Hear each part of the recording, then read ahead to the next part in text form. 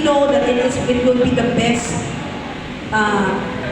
dream that will happen to us. Actually, that's something sa sitwasyon po namin, naalala niyo po sabi namin kayo, pag uwi po namin ng Pilipinas, wala kaming backup. Pag uwi po namin ng Pilipinas, tapos na yung mission statement namin, start from scratch po kami. And praise the Lord, no? Praise the Lord. Kasi ngayon po, teacher na ako. Nakakapagturo na po ako. Nakapasok po ako dun sa school na in the middle of the school year, na bihirang-bihira po mangyari sa sitwasyon namin. Lalo na po, hindi pa naman ako licensed teacher. Kasi naging teacher po ako habang nag-volunteer ako dun sa Mongolia. Libre po. Yung pagbibigay ko ng lessons doon sa Mongolia. Pag-uwi ko po dito, ay sabi, gusto ko rin. Gusto ko na rin talaga ituloy ito. I feel that the Lord is calling me to do this. And pag-uwi ko namin dito, hindi ko alam kung anong gagawin ko. Nag-apply lang ako. Praise the Lord, natanggap ako dahil missionary ako. Hindi po nila basta tinanggap yung application ko dahil teacher ako. Tinanggap nila yan dahil missionary ako. And praise the Lord, kasi ngayon, yun yung naging plano ng Panginoon. Dinala niya ako sa isang eskwelahan na ang goal ay tumulong sa iba. Hindi na basta magturo, pero magbigay ng pagkakataon sa iba, sa mga kabataan na makarating sa ibang pangarap at sa malalaking pangarap. Amen po? Alright. Ganun din yung sa ako. Hindi po, wala po akong plano. Ang gusto ko lang po talaga makapagturo na agad. Pero praise the Lord, there's the gift of the internet. Ako po ay ESL teacher right now while waiting. But at the same time, by next school year, praise the Lord, I will be given an item as a public school teacher. So, ang dami pong blessings na kahit ngayon parating pa lang po, excited po kami doon. Kasi alam namin na lahat po nung, hindi po dahil sa nag-serve kami, nag-serve kami as a missionary in Mongolia. Nag-expect kami na, oh Lord, nag-serve kami ng 3 years sa Mongolia. May kapalit to Wala pong ganong nangyari. It's just such a wonderful blessing na to serve the Lord as a family, as a couple. Alam po namin at we trust, we are a witness that the Lord will always bless us. Amen. So this, again, is the time to do hope in what God has in store for you. We hope, and dadagdagan pa po natin yan. Hope, faith, and love. Ito po yung cardinal virtues. Amen po? Ito yung pinakamataas na virtues. Hope, faith, and love. Ito po yung pinaka-basic dapat na meron tayo sa pananampalataya natin sa Panginoon. Kailangan meron tayong pananampalataya. Kaya natin magtiwala sa Panginoon na kahit anong pagsubok malalampasan dahil kasama natin siya. Kailangan natin magkaroon ng hope na alam natin na pag humawa ako sa Panginoon, may bukas pa. Pag humawa ako sa Panginoon, may lalakas din ako bukas.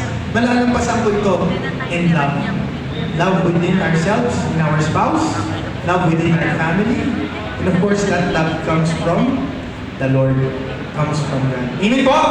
Amen. So again, we pray for these virtues. Cooperation, openness, purposefulness, temperance, prudence, humility, forgiveness, gratefulness, trust, patience, and above all, faith, hope, and love. Amen? Amen. So with this, my dear brothers and sisters, ito po yung sinabi sa atin ni Pope Francis in Amoris Laetitia. Crises need to be faced together.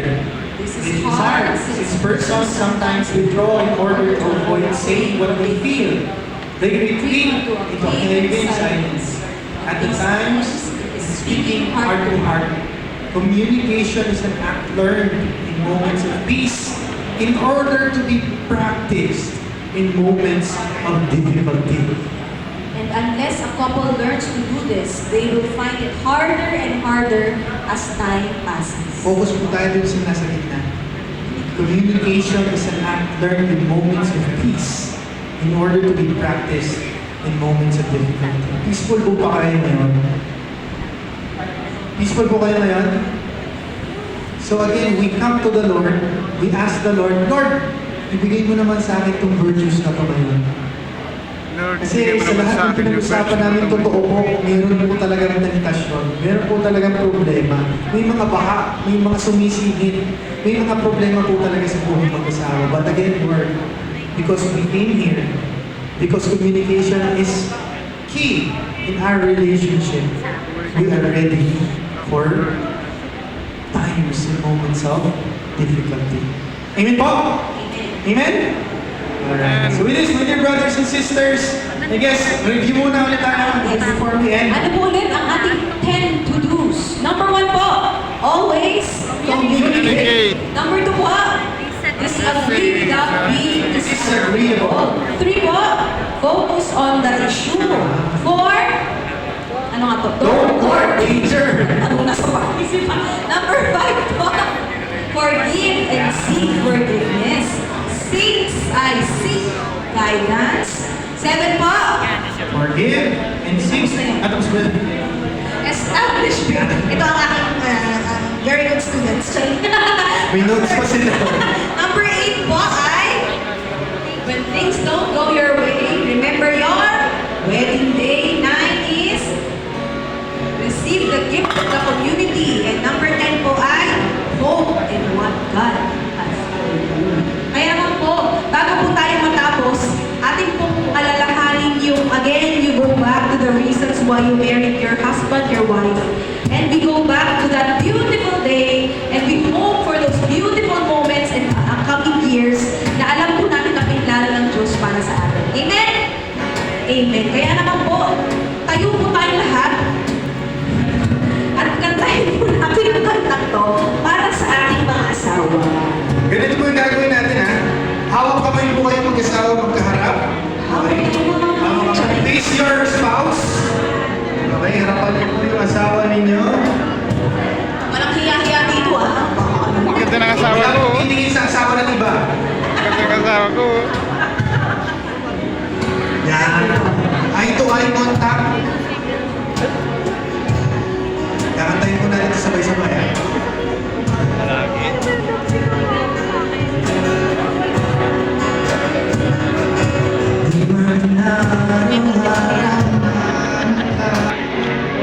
Ay, tapos na yung sayawan.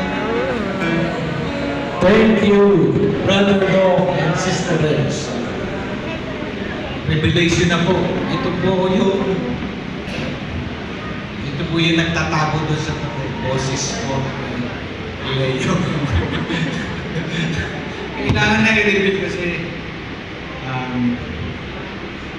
actually 10 to do's after I do. May kopyahan ko ako, nag-notes ako. Sabi, number 1, always communicate. Number 2, disagree without being disagreeable. Number 3, focus on the issue. Don't court danger. Forgive and seek forgiveness. Seek help and guidance. Establish baselines. When things don't go your way, remember your wedding day. Receive the gift of pastor community of Lubule Hope in what has in store for you. Sharing lang po, no? Sabi, establish baseline.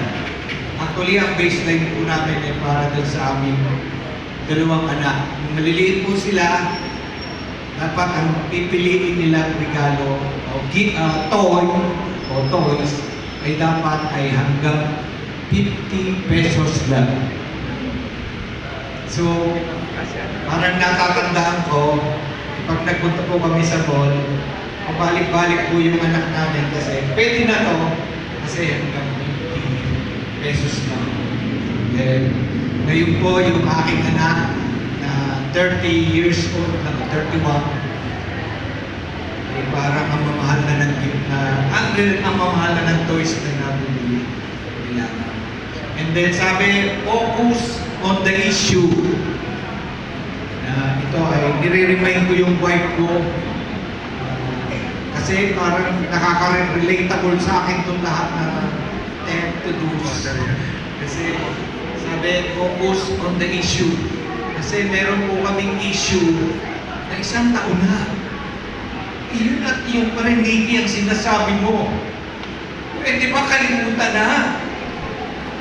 Hanggang sa dumating ay napiko na ako. Sinabi ko, ang problema sa iyo, nag-asawa ka, nagwapo. bibinutin ko na ang sarili ko para pumangit ako. Totoo po yan. Yan po talaga ang dialogue. Ano pa ba yung susunod? Ito na pala.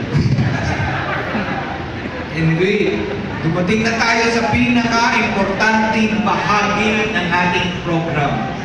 So, tinatawagan ko para sa renewal ng vows ang pinakamahal ng couples for Christ. At pinakagwapo. Tingnan nyo naman ang katawan. Senior. Walang katyan-tyan. Diba? Senior. So, siguro, ang maipapayo sa atin ni Monsignor Mar Castillo ay more than sa ating mga tatay. Kasi hindi siya in real, hindi siya tatay, pero I think yung ipapayo niya from the Bible, ipapayo na sa atin. So, palakpakan po natin